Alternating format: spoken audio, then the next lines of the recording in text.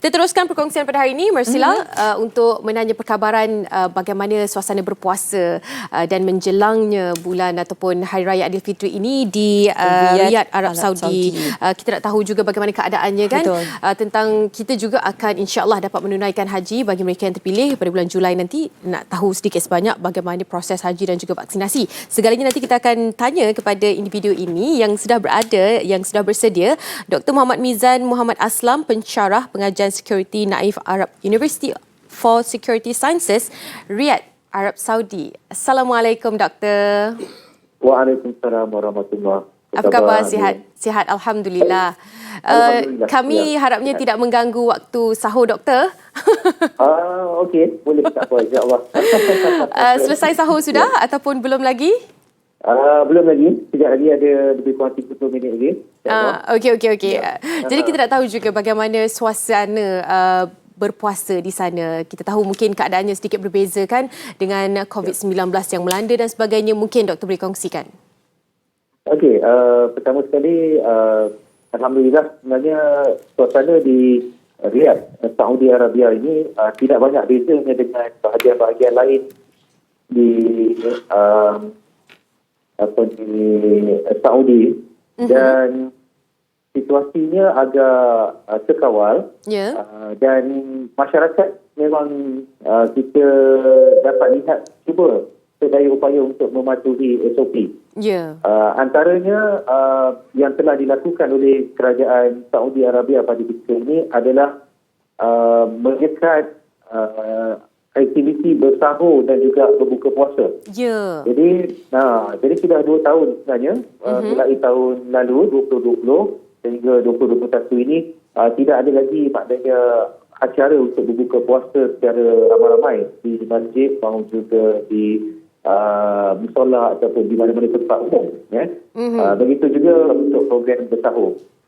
Manakala kehidupan berjalan seperti biasa, perniagaan, kedai-kedai dibuka seperti biasa, walau bagaimanapun pematuhan SOP seperti juga apa yang diamalkan, dipraktikkan di negara kita Malaysia, yang mana setiap mereka yang masuk ke premis perlu ataupun membuat pemeriksaan suhu, perlu juga menunjukkan satu aplikasi seperti MySejahtera yang dipanggil Tawakkalna, yang mana semua maklumat individu terkandung di dalam aplikasi tersebut. Dan ianya adalah satu aplikasi yang dia berkait dengan sistem sepenuhnya, yang mana kalau mana-mana mereka yang mengambil vaksin contohnya akan dapat diakses melalui Tawakkalna. Begitu juga jika mereka mempunyai penyakit ataupun mereka mempunyai segala macam perkara, latar belakang akan dilihat dalam sistem tersebut. Bercerita tentang vaksin, bagaimana dengan program vaksin di sana dijalankan? Kerana apa yang kita fahamkan, hampir lebih 100,000 individu juga sehari disuntik vaksin kalau melihat kepada keseluruhan di Arab Saudi. Adakah benar ataupun peratusan tu dikabarkan lebih 70% juga yang telah pun daftar? Mungkin doktor boleh kongsikan bersama dengan kami.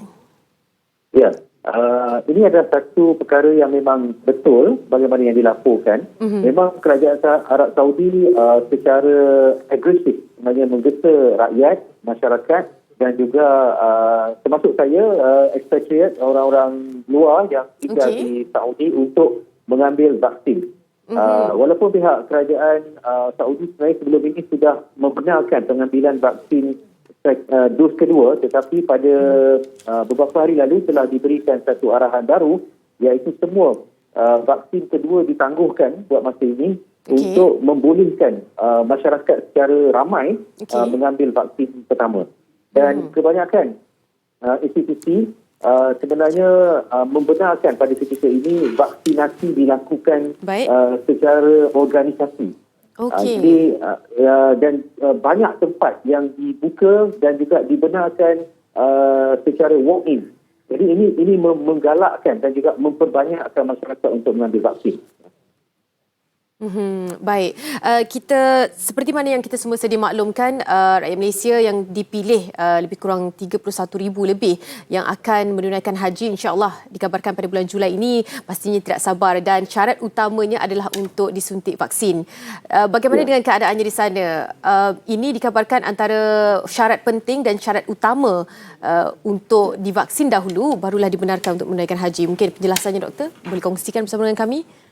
Ya, sebenarnya kita harus faham pengurusan haji dan juga umrah ini adalah merupakan satu aspek yang sangat besar di negara Saudi Arabia ini.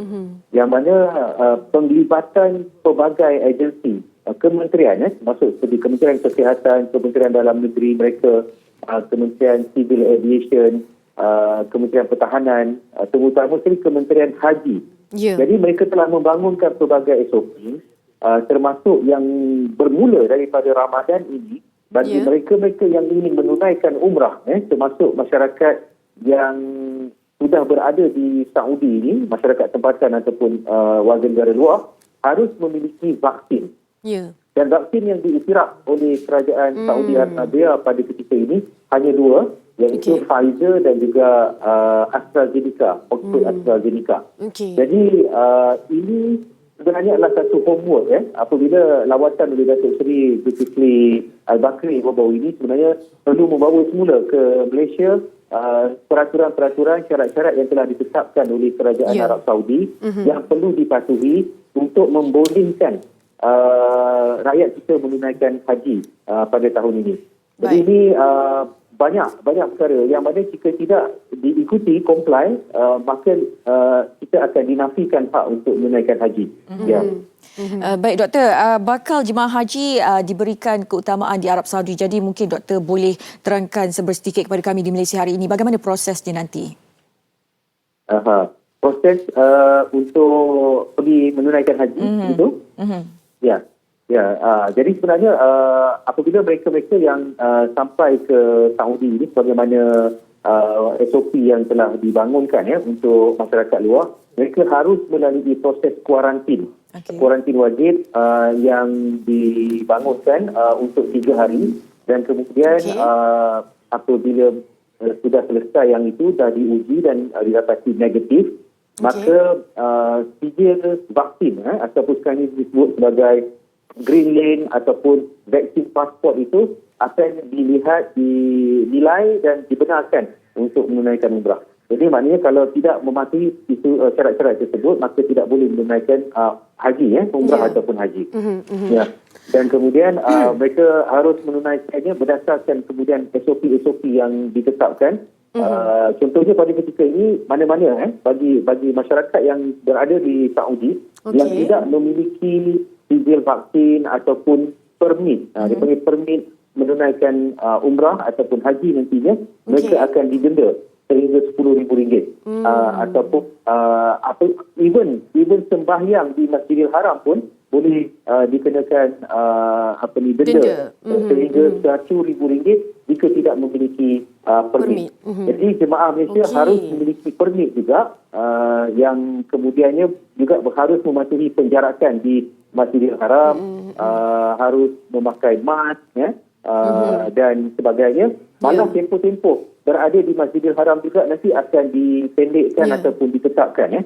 Contohnya waktu sembahyang hanya dibenarkan 30 minit dan mereka-mereka yang melakukan satu-satu urusan umrah ataupun haji nanti akan ada satu tempoh masa, maknanya tak boleh masuk ramai-ramai dan habis tempoh masa contohnya 3 jam mereka harus keluar menyelesaikan ibadah itu. Mungkin ada satu batch lagi yang akan masuk dan ada 3 jam keluar. So begitulah.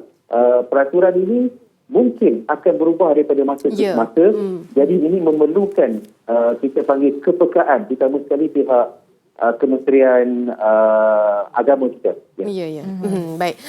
Pastinya homework seperti mana yang tadi doktor kabarkan kita perlu lakukan sebelum pergi ke sana, insya-Allah.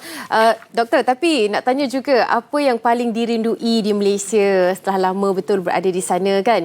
Makanan ke ataupun apa sahaja yang menggambarkan Malaysia itu yang sangat dirindui doktor. Boleh kongsi? Ya, pastinya yang sangat-sangat dirindui ini sebenarnya Bazar Ramadan. Okey, ya, Bazar Ramadan sebab tidak ada di sini. Walau bagaimanapun Bazar Ramadan ni kita boleh tolerate lagi, tapi sebenarnya kita merindui kekeluargaan dan juga suasana tanah air kita sendiri yang sebenarnya sangat hebat.